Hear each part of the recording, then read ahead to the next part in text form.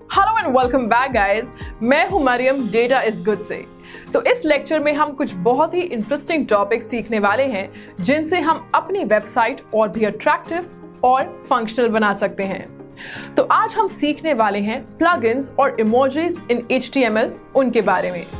अगर आप हमारे चैनल पर पहली बार आए हैं तो प्लीज हमारे चैनल को सब्सक्राइब करें और बेल आइकन को जरूर दबाएं, जिससे हमारी आने वाली हर नई वीडियो उसकी नोटिफिकेशन आपके पास फौरन पहुंच जाए।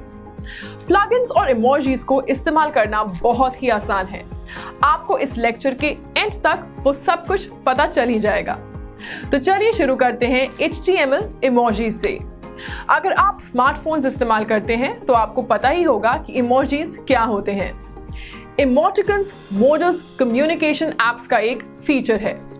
चलिए इमोजीज का डिटेल्ड एक्सप्लेनेशन देखते हैं।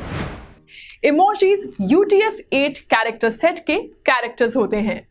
वो इमेजेस या आइकन्स जैसे दिखते हैं पर वो नहीं होते। Emojis UTF-8 Unicode character set के कैरेक्टर्स हैं।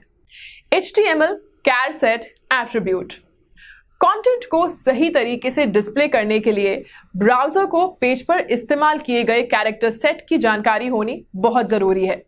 वो मेटा टैग में स्पेसिफाइड होता है। ये रहा उसका सिंटैक्स। कई UTF-8 कैरेक्टर्स कीबोर्ड पर टाइप नहीं किए जा सकते, पर वो नंबर्स की मदद से डिस्प्ले हो सकते हैं। उनको एंटिटी नंबर्स कहा जाता है। ये है UTF-8 कैरेक्टर्स का एक example. Meta char set equal to UTF-8 element character set define करता है। 65, 66 और 67 ये नंबर्स A, B और C इन कैरेक्टर्स को डिस्प्ले कर रहे हैं। आप एक कैरेक्टर डिस्प्ले कर रहे हैं, ये ब्राउजर को समझने के लिए आपको हमेशा एक एंटिटी नंबर एंड हैश से स्टार्ट करना पड़ेगा और सेमीकोलन से एंड करना पड़ेगा। चलिए आउटपुट देखते हैं। हमें A, B और C कैरेक्टर्स मिल गए हैं। Emoji characters. इमोजीज भी UTF-8 अल्फाबेट होते हैं। ये रहा इमोजीज का एक एग्जाम्पल। यहां पर हमने इमोजीज के लिए कैरेक्टर सेट का इस्तेमाल किया है। चलिए आउटपुट देखते हैं। पहले इमोजी के लिए हमने एंड हैश 128512 यूज किया है। दूसरे के लिए एंड हैश 128516 यूज किया है। तीसरे के लिए एंड हैश 128525 यूज किया है और लास्ट इमोजी के लिए एंड हैश 128151 यूज किया है। तो इस तरह हम इमोजीज को डिस्प्ले कर सकते हैं। अब हम हमारे अगले पॉइंट की तरफ बढ़ेंगे जो कि है प्लगइन्स। अलग अलग काम के लिए अलग अलग प्लगइन्स डिजाइन किए गए हैं। जावा एप्लेट्स को रन करने के लिए, माइक्रोसॉफ्ट ActiveX कंट्रोल्स को रन करने के लिए, फ्लैश मूवीज को डिस्प्ले करने के लिए, मैप्स को डिस्प्ले करने के लिए, वायरसेस को स्कैन करने के लिए, बैंक ID को वेरीफाई करने के लिए, द ऑब्जेक्ट एलिमेंट। सभी ब्राउजर्स ऑब्जेक्ट एलिमेंट को सपोर्ट करते हैं। ऑब्जेक्ट एलिमेंट HTML डॉक्यूमेंट में एक एम्बेडेड ऑब्जेक्ट को डिफाइन करता है। वेब पेजेस में प्लगइन्स को एम्बेड करने के लिए ये एलिमेंट डिजाइन किया गया है, जैसे कि जावा एप्लेट्स, PDF रीडर्स और फ्लैश पेयर्स। ये रहा ऑब्जेक्ट एलिमेंट का एक एग्जाम्पल। तो इस एग्जाम्पल में हम ऑब्जेक्ट एलिमेंट का यूज कर रहे हैं।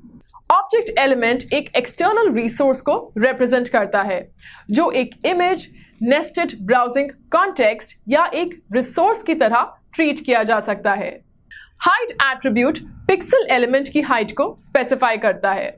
विड्थ एट्रीब्यूट एलिमेंट की विड्थ को स्पेसिफाई करता है। तो इस एग्जाम्पल में हमने इमेज इस्तेमाल की है जो डेटा एट्रीब्यूट में स्पेसिफाई की है। चलिए आउटपुट देखते हैं। तो रिक्वायर्ड हाइट और विड्थ के साथ हमारी इमेजेस डिस्प्ले हो गई हैं। ग्रेट। अब अगला है द एम्बेड एलिमेंट। सभी ब्राउजर्स एम्बेड एलिमेंट को सपोर्ट करते हैं।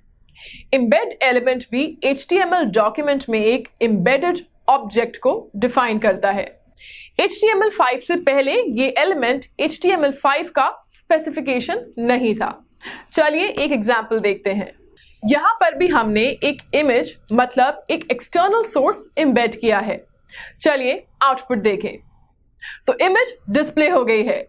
ये थे कुछ प्लगइन्स। हम इस वीडियो के अब आखिर में पहुंच चुके हैं। अगर आपको इस वीडियो ट्यूटोरियल में किसी भी टॉपिक पर कोई भी डाउट है या फिर कोई भी क्लैरिफिकेशन चाहिए तो आप हमसे कमेंट सेक्शन में पूछ सकते हैं। हम ध्यान रखेंगे कि आपके सारे डाउट्स क्लियर हो जाएं।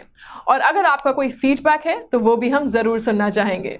आपको अगर हमारा ये वीडियो पसंद आया हो तो प्लीज इस वीडियो को लाइक करें, इस पे कमेंट करें एंड इफ पॉसिबल शेयर करें, क्योंकि आपके रिप्लाई से हमें इंस्पिरेशन मिलती है जिससे हम और भी बेहतर और भी इंटरेस्टिंग वीडियोस बनाने की कोशिश करेंगे। तो सब्सक्राइब करना मत भूलिएगा और हाँ, नोटिफिकेशन बेल को भी प्रेस करना मत भूलिएगा। That is it for now. मिलते हैं आपसे अगले ट्यूटोरियल में। तब तक के लिए बाय, टेक केयर।